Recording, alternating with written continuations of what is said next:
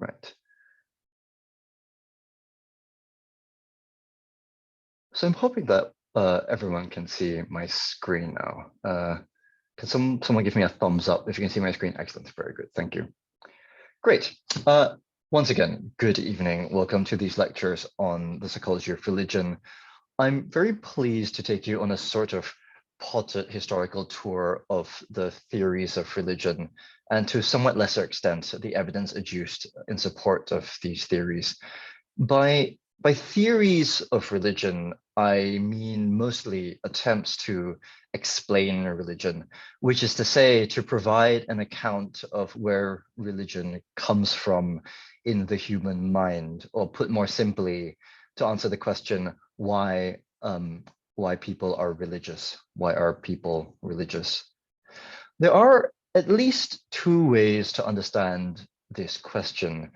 In our modern age and in this country, where more than half the population identify as non-religious, it may be natural to understand the question as being about the difference between religious and non-religious folk, as it were, asking why so-and-so turned out to be oddly pious, while some other so-and-so ended up godless as they come.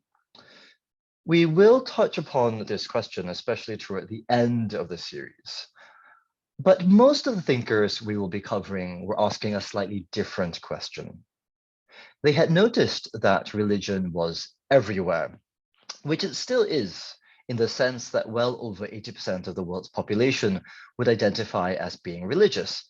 And most of the non-religious people in the world live in a single country, which is China, where religion is discouraged and sometimes even suppressed by the government. Seen from this perspective, the question is one about human nature and what it is about our minds that makes religion such a prominent and enduring feature of our species. There are, of course, many ways to approach this question, and although this series takes a specifically psychological approach, this is not to say that we will only be encountering thinkers best classified as psychologists. To take the psychological approach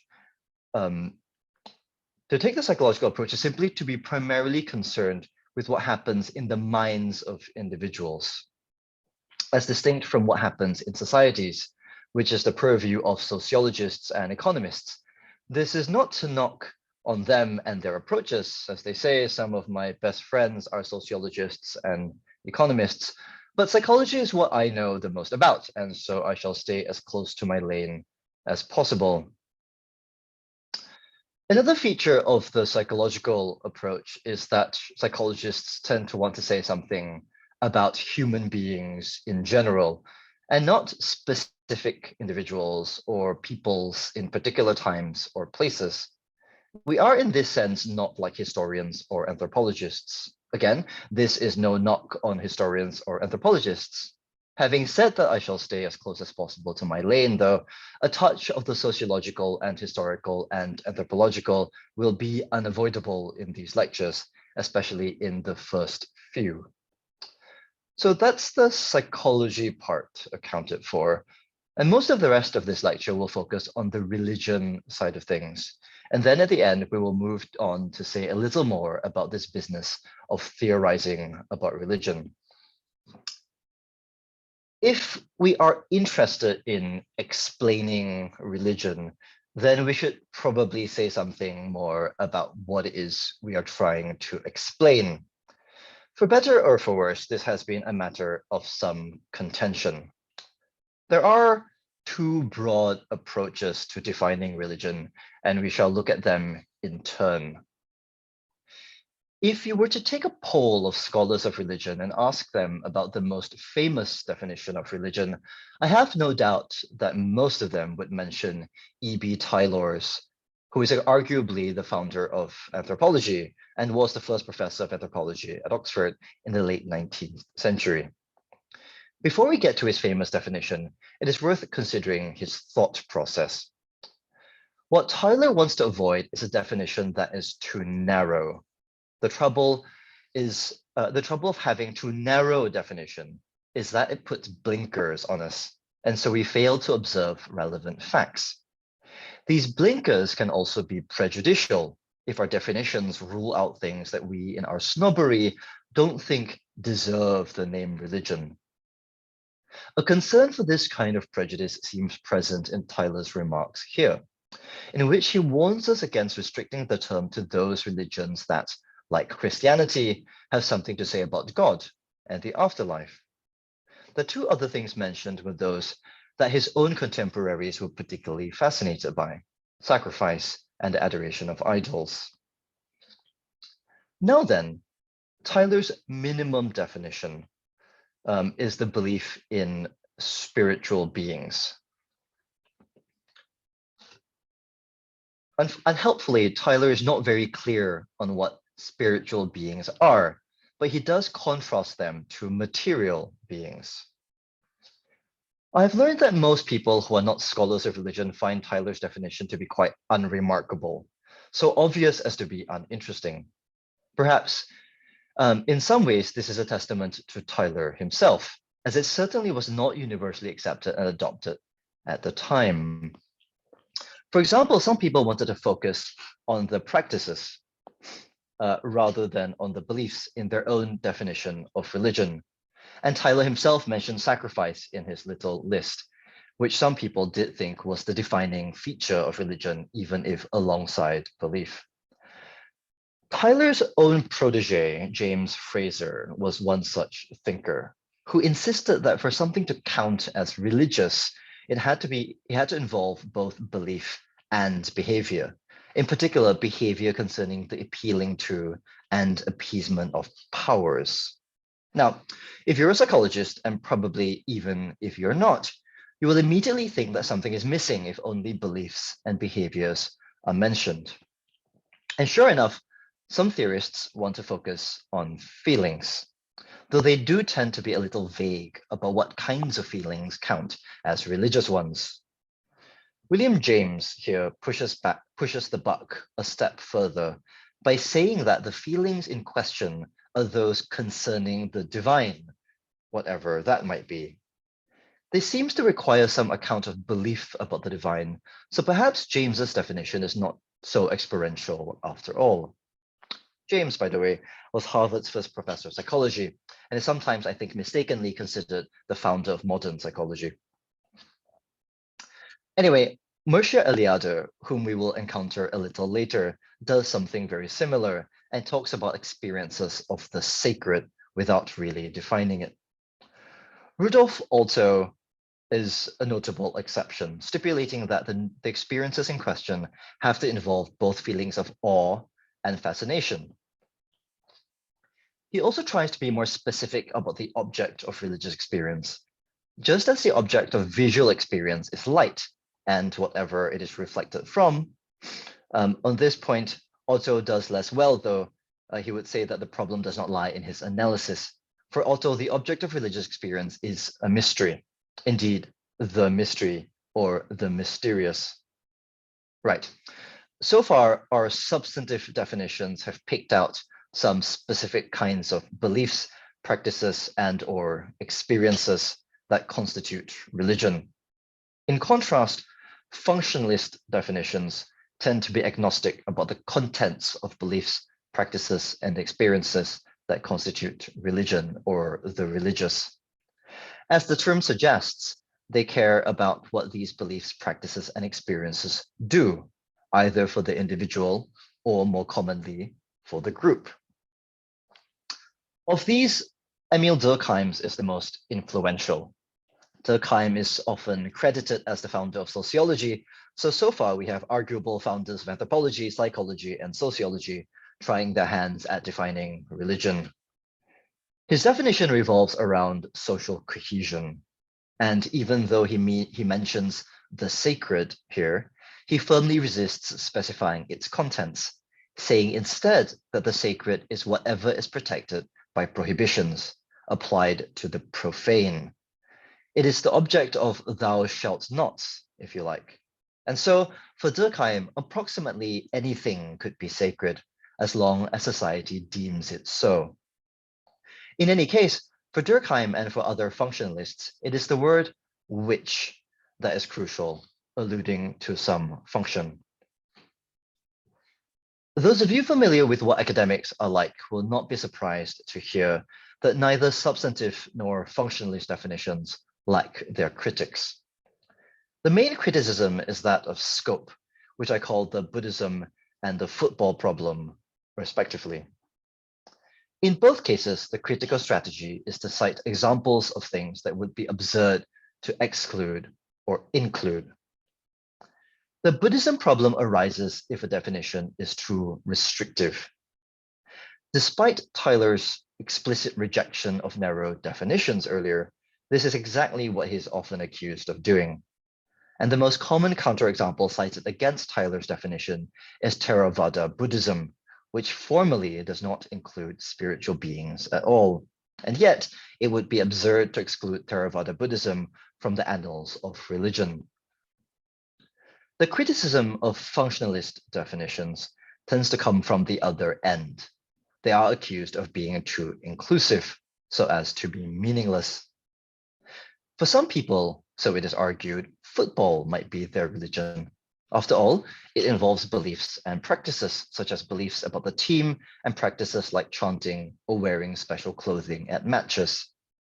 And the day of the games may be thought of as sacred as well. And indeed, this is, in this country, the timings of football matches and their telecasts may well have contributed to the decline of church attendance. And fans are certainly united around their teams. But very few scholars of religion would want to add football fandom into the things that they have to study and teach to their students. So this definition seems too broad. These sorts of difficulties have led some to want to give up on the project of definition altogether, taking instead what is sometimes known as the Potter-Stewart approach. Stewart was a Supreme Court justice in the United States, now best known for a 1964 decision in a case called Jacobellis v. Ohio. Nico Jacobellis ran a cinema where he showed a film that the great state of Ohio deemed obscene, and so fined him some money. Jacobellis fought back, and the Supreme Court vindicated him, though the justices could not quite agree on the legal rationale for doing so. Potter-Stewart himself asserted that the First Amendment of the Constitution protected obscenity, except what he called hardcore pornography, about which he said this in relation to the film in question: "I know it when I see it." Many scholars of religion say something similar about their primary object of study, though perhaps somewhat in less transparent terms. Mircea Eliade, mentioned earlier, for example, puts it this way: He has us imagine pre-modern and modern societies, and simply asserts that we would immediately see the difference that makes the former a sacralized and the later a desacralized society. This strategy is very appealing, mostly because the business of definition seems very difficult indeed, but it is also risky, as it relies on our intuitions that may be biased in various ways, and perhaps in the problematic ways mentioned earlier already, counting as religious only those things that we approve of or are familiar with, or that fit our pet theories best. But there is another way to acknowledge the limitations of our definitional powers, while not simply relying on unstated intuitions. There is a word to notice in William James's definition, which we saw earlier, and the word is arbitrarily. Say what you like about James's definition, he's at least being transparent about the arbitrariness of his own definition. This acknowledgement of arbitrariness is also an acknowledgement that other equally valid definitions are possible. What this in turn does is provide a means for adjudicating theoretical disagreements. It is entirely possible that when two theories clash, it is apparent rather than real, as they are referring to different objects, or perhaps different aspects of the same object. This might remind you of the famous parable of the blind men trying to describe an elephant. The problem there isn't really that they are grasping at different parts of the elephant. The problem is that they don't know that that's what they're doing. With transparently different definitions of religion, we go some way to solving the problem. This brief discussion about definitions also raises the question of what definitions are for. In the sciences, including the psychological and social sciences, definitions are tools for aiding research. They delimit our fields of inquiry and, more positively, tell us what to observe and attend to, or at least they tell us where to start, hopefully without dictating where we end up, including where we end up in our definition of religion. In other words, definitions should be provisional, exactly as theories should be, and indeed for the same reason. The nature of any scientific endeavor is that it must be responsive to evidence. And so if our initial definition proves inadequate, we should be willing to revise it. Definitions therefore turn out to be the ends of research as well as their beginnings. Having briefly covered a few historically important definitional strategies, I should unveil my own, which will dictate the material we cover in the next weeks, and also how I frame this material. My definition is very much a Tylorian one in its prioritization of beliefs in certain kinds of beings, though it also acknowledges that there are beliefs, behaviors, and experiences associated with these beliefs. And just as Tylor's definition raises the question of what constitutes a spiritual being, this definition in front of you raises the question of what constitutes a supernatural agent. The agent part is more specific than Tylor's being. Agents are, roughly speaking, persons. In other words, my definition focuses on beings that are themselves psychological entities, that is, entities with minds, or at least beliefs and desires, if not other mental states and traits. And so a belief system that exclusively involves impersonal forces like karma or mana would not count as religious on my account. Now, it may look like we face the Buddhism problem, as Theravada Buddhism formally does not include gods. But the problem is in fact worse still. Some Jewish, Christian, Muslim, and even Hindu theologians insist that God is not a person in this sense either. Indeed, with my own theologian's hat on, that's exactly what I would say about God, with St. Gregory of Nyssa, St. Augustine, and St. Thomas Aquinas on my side. And a definition of religion that excludes Judaism, Islam, Christianity, Hinduism, and Theravada Buddhism seems doomed to failure from the get-go. But some of you may have been puzzled by my claim that those religions teach that God is not really a person, especially Christianity. And this is because there is typically a gap between the formal teachings of a religious tradition and what the vast majority of their adherents actually believe. With my psychologist's hat on, I don't really care what a religious tradition officially teaches. I care about what a religious tradition, I care about what religious people actually believe. And so, while it is true that Theravada Buddhism is technically an atheistic religion, the vast majority of Theravada Buddhists, including even monks in Thailand, believe in many, many gods. And similarly, even those of us who believe in a transcendence God cannot help but treat God, pray to God, for example, as if God were rather like a person with a mind and beliefs and desires. And that's what matters for my definition. The supernatural part of this definition is more difficult.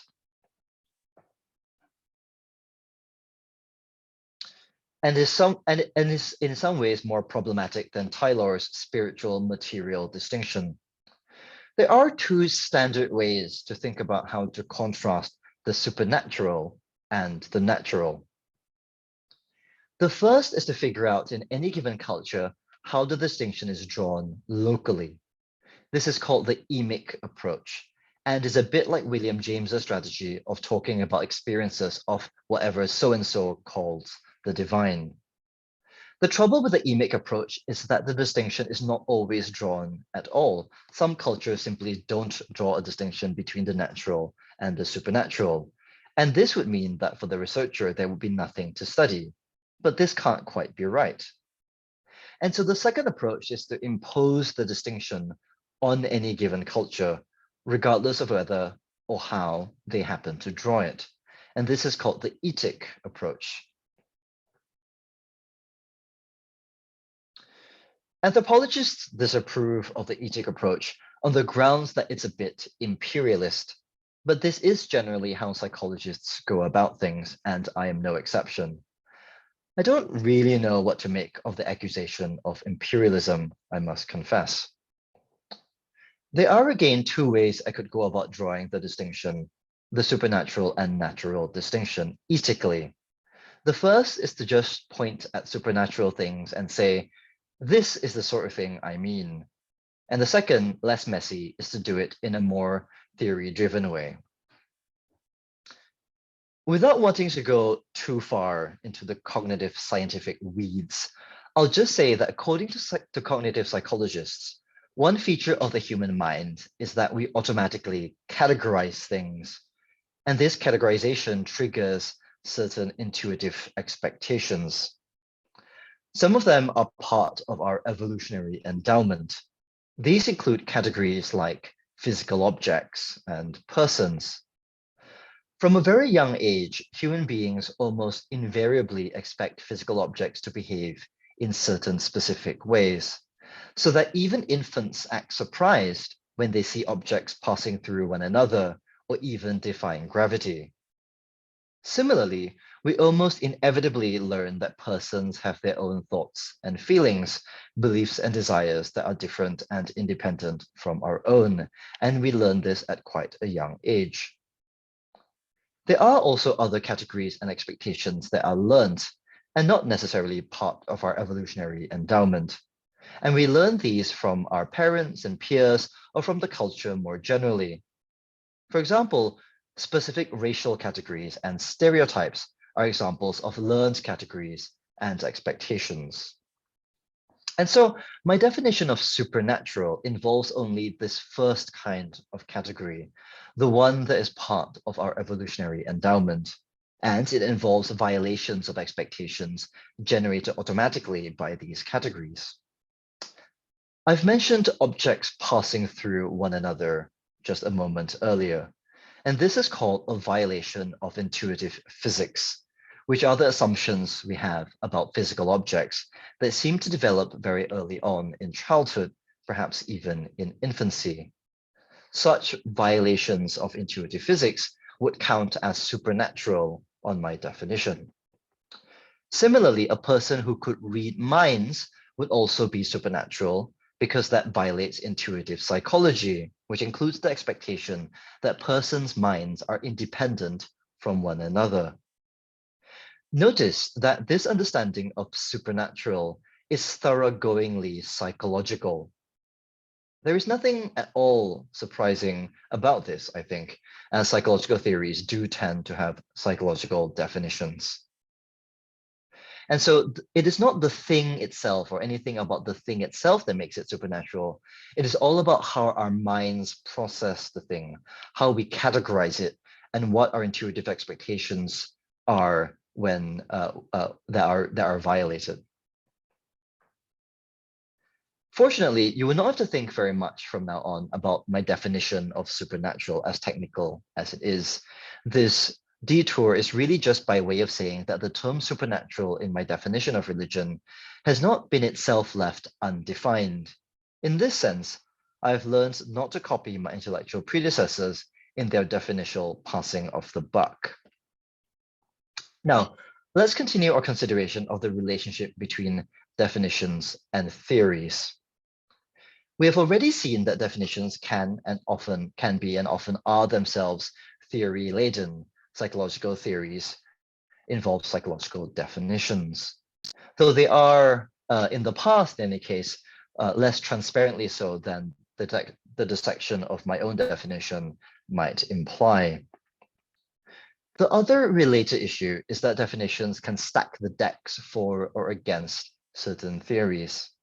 This point has already been made, but let's spend a bit more time making it explicit. Consider three of the definitions that we have already encountered in the past, Tylor's, Durkheim's, and James's in turn. These three definitions focus on different psychological and social phenomena, beliefs, social cohesion, and experiences, respectively. And if you were to read their major works, which we will touch upon in the course of these lectures, you would find that the data that they consider are unsurprisingly and quite sensibly very closely aligned to their respective definitions. Tylor's magnum opus, the unfortunately titled Primitive Culture, contains a lot of information about people's beliefs from across very many different cultures. Similarly, James's classic Varieties of Religious Experience contains many accounts of especially mystical experiences. Durkheim is perhaps the odd one out here. It is only a very slight exaggeration to say that his book, The Elementary Forms of Religious Life, consists entirely of an analysis of Australian Aboriginal totemic society. Like Tylor and James, however, his observations also tended to reflect his definition, focusing on rituals performed by groups rather than by individuals.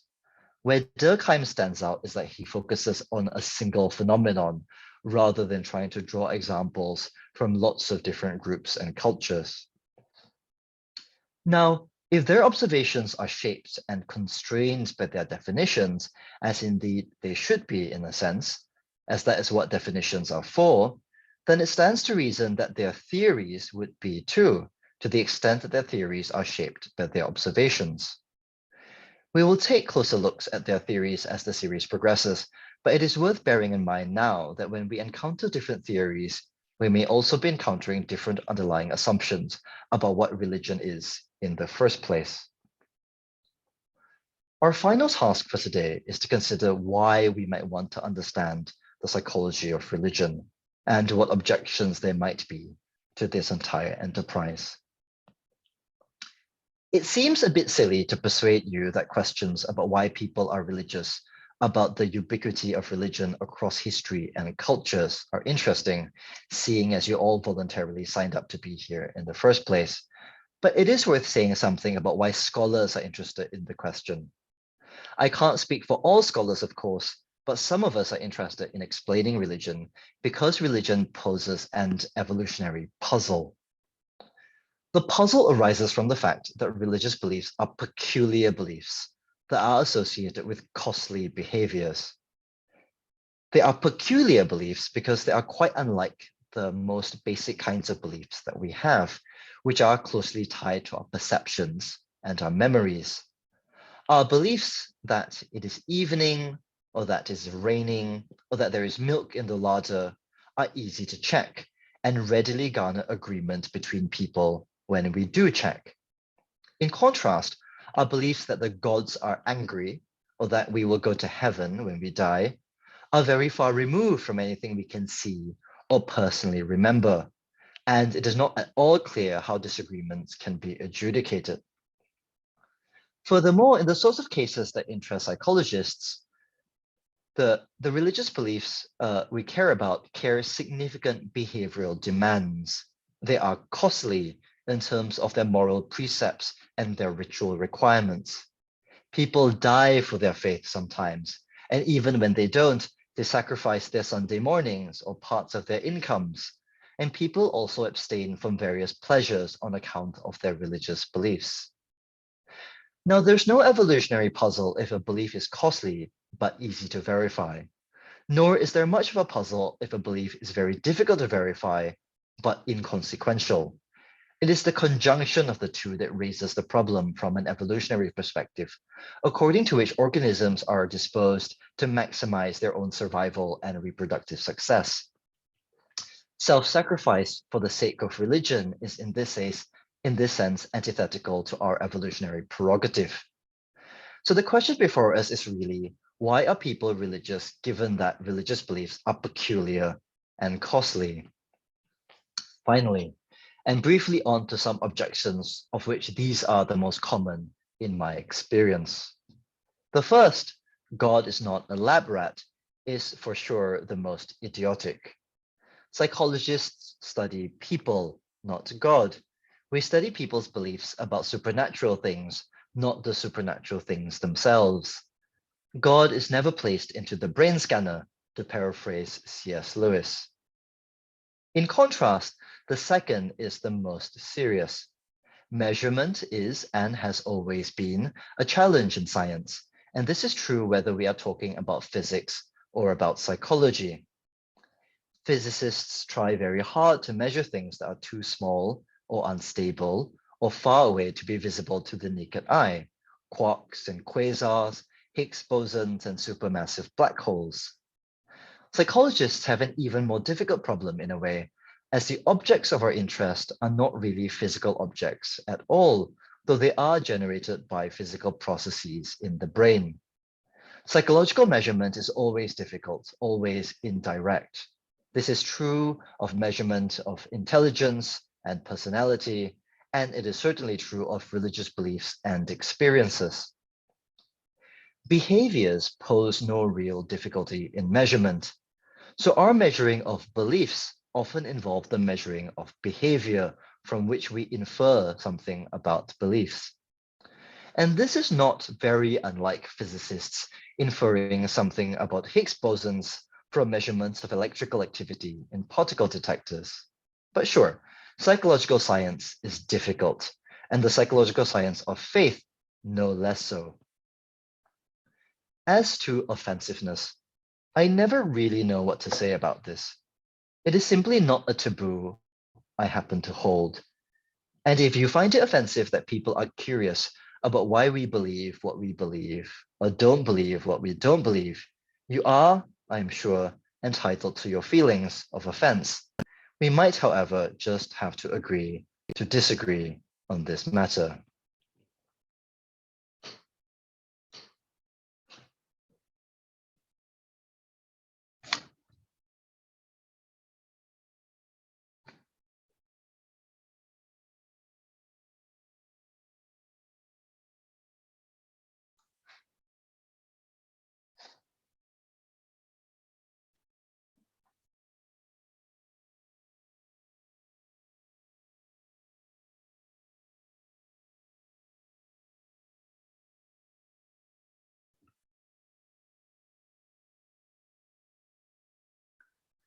Right, how do I stop showing the screen? Let's see.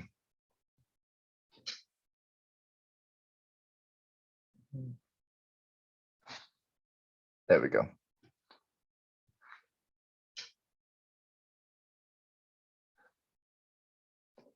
Right. Now it's time for some questions. And you should feel free to unmute yourself, but first I will begin with the questions. I think there are only a couple in the chat. So Mike Truman asks two questions. The first is about implicit religion and whether or not that might include elements of football crowds. And so I'll take that one first. So it's true that lots of people think that that we can talk about implicit religion, and these do tend to be functionalist definitions of religion. So so it's called implicit because it's not overtly about the supernatural.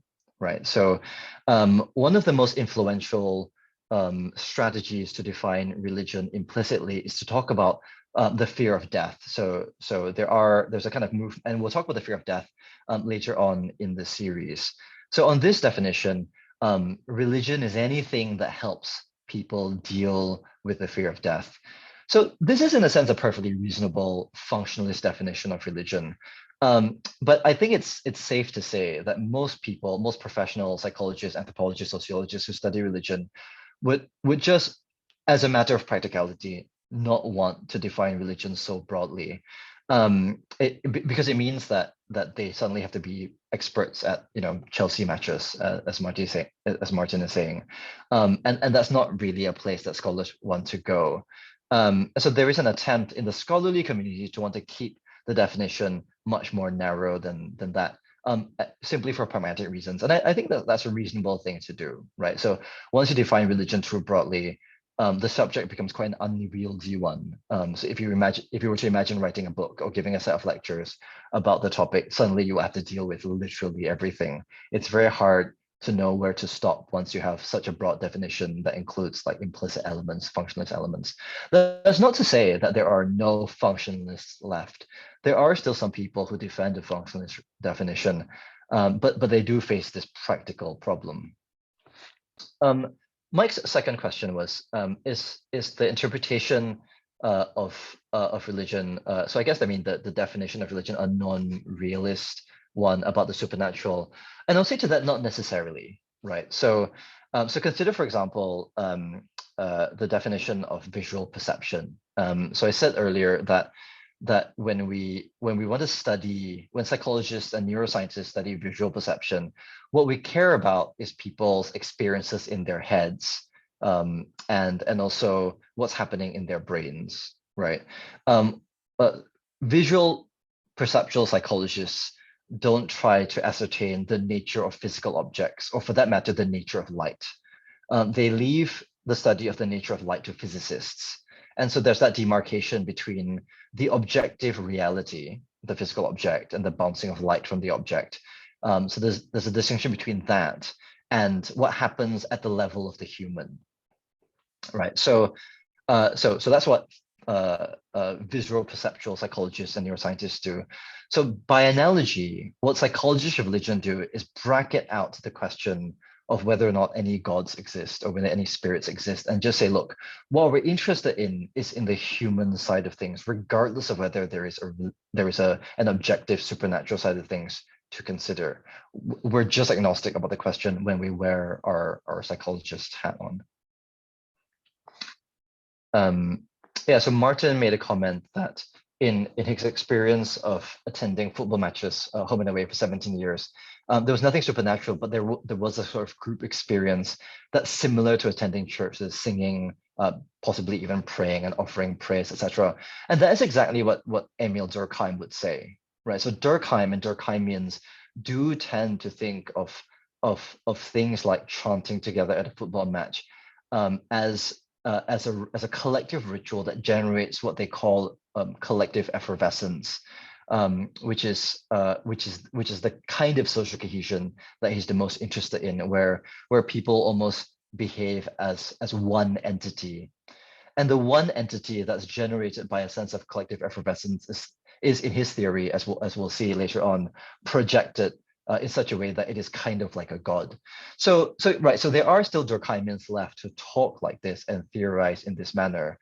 But as I was saying, for most people, it is just too broad, and we don't want to be writing books that involve entire chapters on football matches, as interesting as that might be in another context. So do feel free to type more questions, or if you would think it's easier, you can just unmute yourself and ask questions verbally. Jonathan, sorry, can I just come back a bit on the implicit religion side?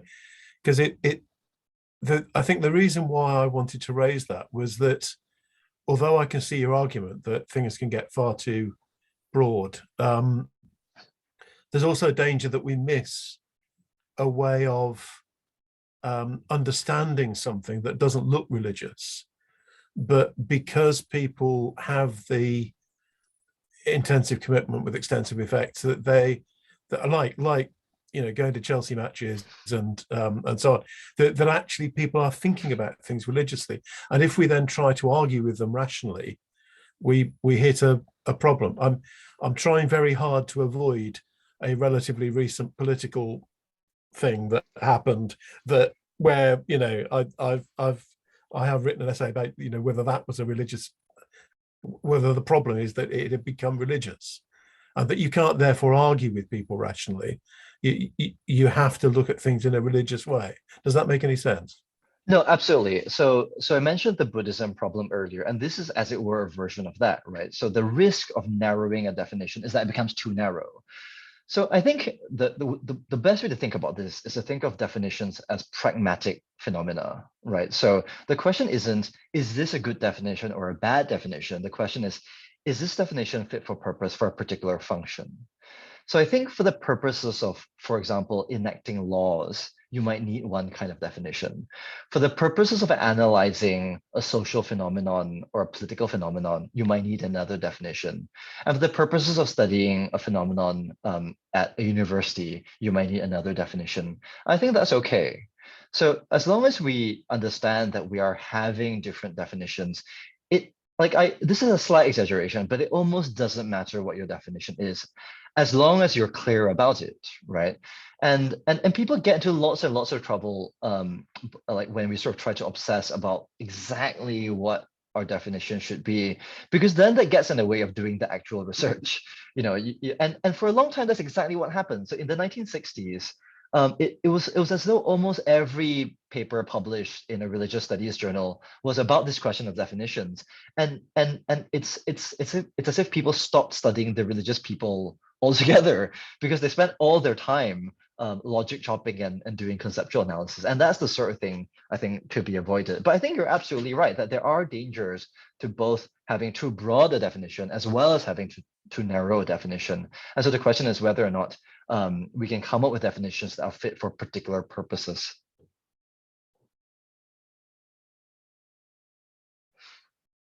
I would like to say something else about implicit religion, which I don't think I will get to say in any other part of the lecture, which is that at least since Freud, and we will say something about Freud in later lectures, but at least since Freud, psychologists have been really interested in the unconscious, and that legacy of Freud still remains till today.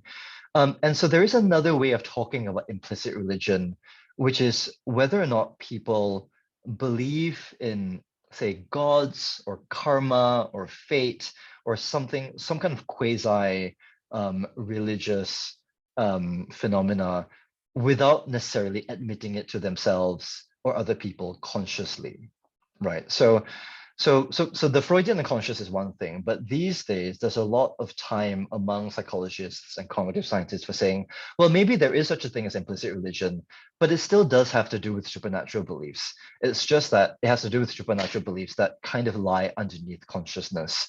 And so whatever function these beliefs are fulfilling, they're fulfilling the functions without the individual necessarily even knowing that that's what's happening. We will cover this a little bit, I think, but not very much. So I thought it's worth saying that here, that there is this other use of the term implicit religion now as well, that sort of comes out of Freudian psychology in the long term, but just more recently out of cognitive science more broadly.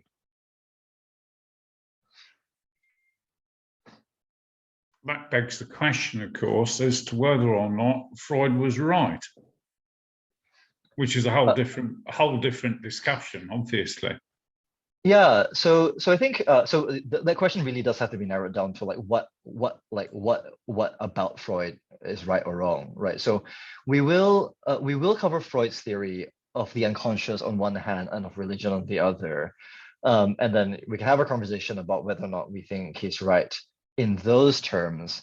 But I think so most psychologists now have discredited or consider Freud discredited in large parts, I would say, right? I think the two ways in which we all still live in a post-Freudian world is that psychologists are, as I say, still like deeply interested in what happens underneath conscious awareness. And I think that is uncontroversially part of the Freudian legacy. I think the other way in which Freud still influences psychologists now is that before Freud, people didn't really consider childhood that important. It was kind of, yeah, like people were children and then they were grown-ups, and then when they were grown-ups, they were interesting.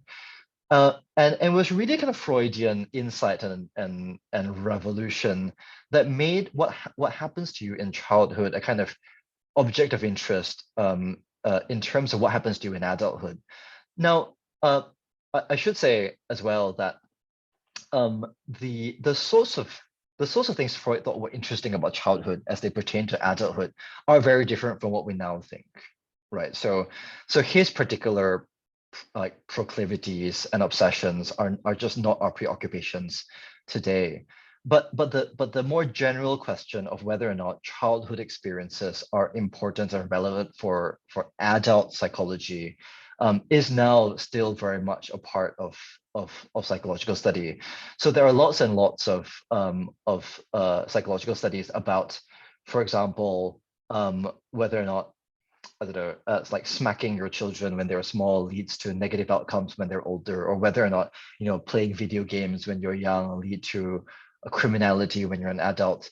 So there's a lot of this like long-term research that measures something from childhood and then like tries to figure out whether that predicts anything long time in the future. And that, I think, really does owe itself to Freud's strategy of uncovering childhood experiences among his, you know, sort of middle-aged female Viennese clients. So we do things very, very differently now, but that particular insight that there's a childhood adulthood link, I think, is still a very kind of Freudian thing that we've kept. For the most part, there are very few like true Freudians left in academic psychology, with the exception of certain pockets of Paris, or maybe France more generally. And although that tends to be through the lens of like Lacan and sort of post-Freudian psychoanalysts. And I think where Freud mostly pops up these days at universities tends to be in humanities departments rather than psychology ones. So Freud is still very often used in theological circles, to some extent in philosophical circles on the continental side of things, and certainly in the study of English literature and film and media studies and that kind of thing, where his interest in the unconscious is quite interesting because it lends itself to a kind of subliminal reading of texts and other media, and so I can sort of see his uses there.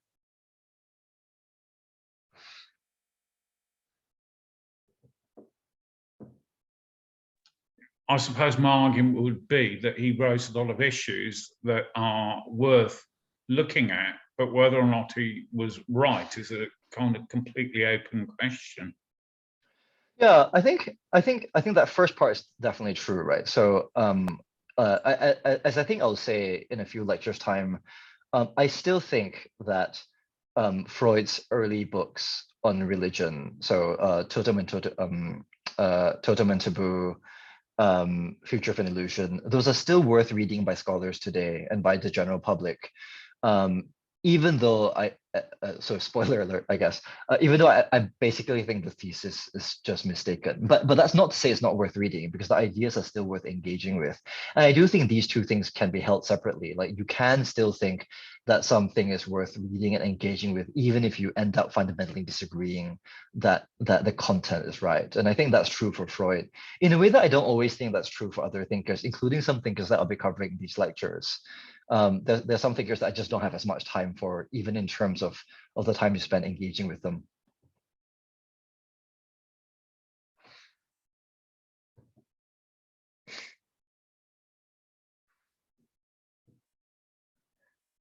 If there are no other questions, I suppose I should let everybody go, and I will see you next week.